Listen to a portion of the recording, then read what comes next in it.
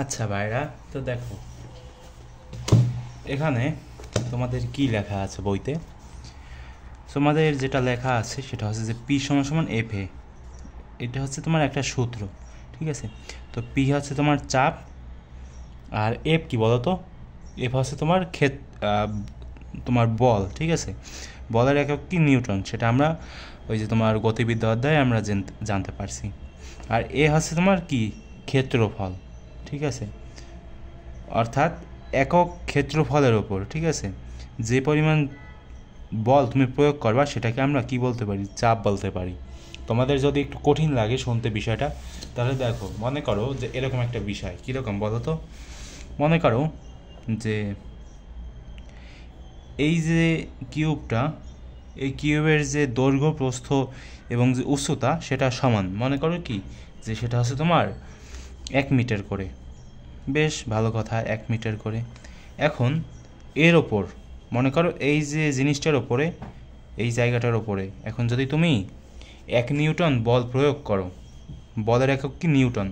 তো সেই 1 নিউটন বল যদি তুমি এটার ওপর প্রয়োগ করো, তাহলে আমরা সেটাকে কি বলতে পারি বলো তো? প্যাসকেল, ঠিক আছে, 1 প্যাসকেল বলতে পারি। কারণ কি? কারণ হচ্ছে তোমার চাপের যে একক, অর্থাৎ এই যে তোমার যে সূত্রটা আছে না, পি সমান সমান এফ বাই এ, এখানে এই যে চাপের যে এককটা সেটা হচ্ছে তোমার প্যাসকেল।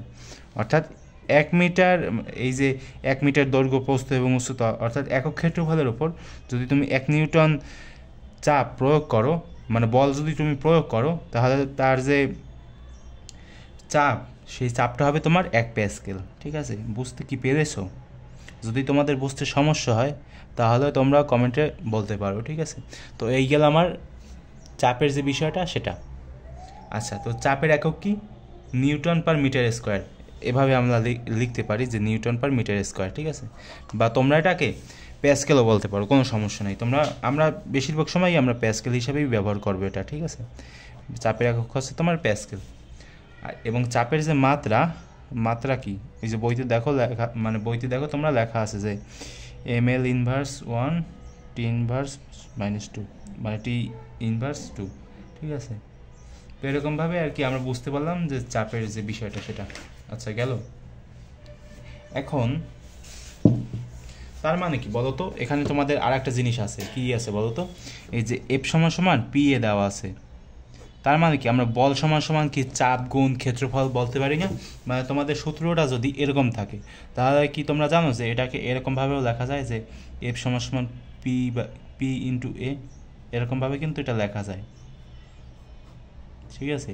কারণ এই যে পি এর সাথে মানে বজ্র গুণন হবে আর কি। তো পি এর সাথে এ যদি গুণ হয়, তাহলে বল সমান সমান আমরা বলতে পারি যে চাপ ইন্টু ক্ষেত্রফল, ঠিক আছে। বল সমান সমান চাপ ইন্টু ক্ষেত্রফল, মনে রেখো। কারণ আমাদের এগুলো পরবর্তীতে কাজে লাগবে। যখন আমরা এই যে অঙ্ক করতে যাব না, তখন আমাদের এগুলো কাজে লাগবে। আচ্ছা, তো দেখো তোমাদের নিচে একটা ম্যাথ আছে, এই যে এই ম্যাথটা দেখো কি লেখা আছে। আচ্ছা, ক্যামেরাটা একটু এই পাশে আমি আনি, তাহলে ভালো হবে বিষয়টা।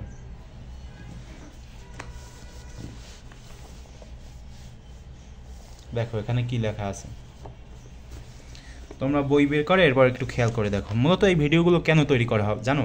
কারণ যাতে তোমাদের এই বইটা বুঝতে একটু সুবিধা হয়।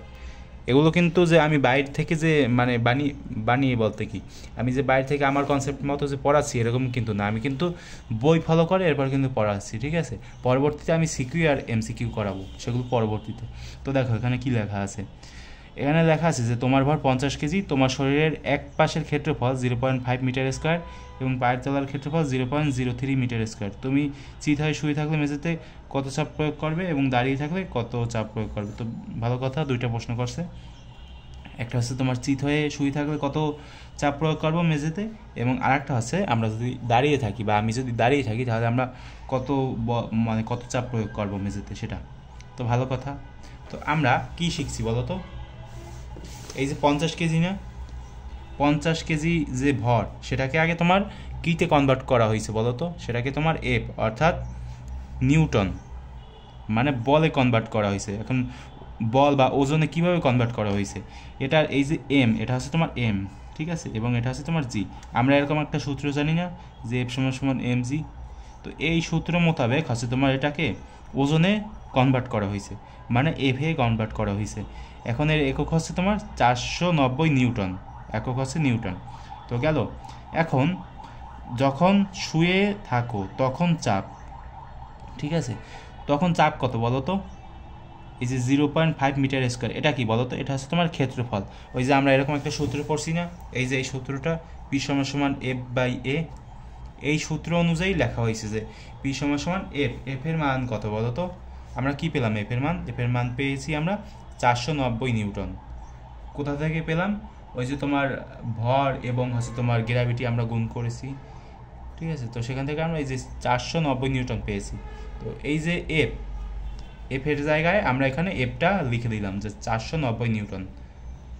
তোমাদের যদি কোথায়ও বুঝতে অসুবিধা হয় তোমরা রিপিট করতে পারো ভিডিওগুলো, যত তোমরা রিপিট করবা ততই তোমাদের বুঝতে সুবিধা হবে, আর একটু ঠান্ডা মাথায় দেখবে, ঠিক আছে। 490 নিউটন, এরপর নিচে হচ্ছে তোমার 0.5 মিটার স্কোয়ার। তো গেল। এখন তোমরা এগুলোকে কী করতে পারো বলো তো? ক্যালকুলেশন করো। তোমরা যদি ক্যালকুলেটারে ক্যালকুলেশন করো তাহলে যে উত্তরটা আসবে সেটা হচ্ছে তোমার 980 নিউটন পার মিটার স্কোয়ার, ঠিক আছে।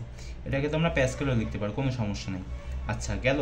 এখন এটা তো আমার শুয়ে থেকে যে বিষয়, অর্থাৎ শুয়ে থেকে আমি মেঝেতে কত চাপ প্রয়োগ করলাম সেটা শুয়ে থেকে এখানে আমি লিখে দিই, শুয়ে থেকে।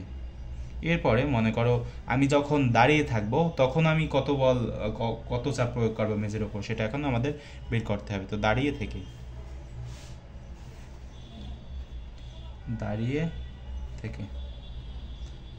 কত বল প্রয়োগ করবো বলো তো? আমরা যদি এখানে সূত্র মোতাবেক সব কিছু লিখে দেই এফ বাই এ, তো এফ এর জায়গায় আমরা কি বসাতে পারি বলো তো? 490 নিউটন, ওই যে আগের মতো।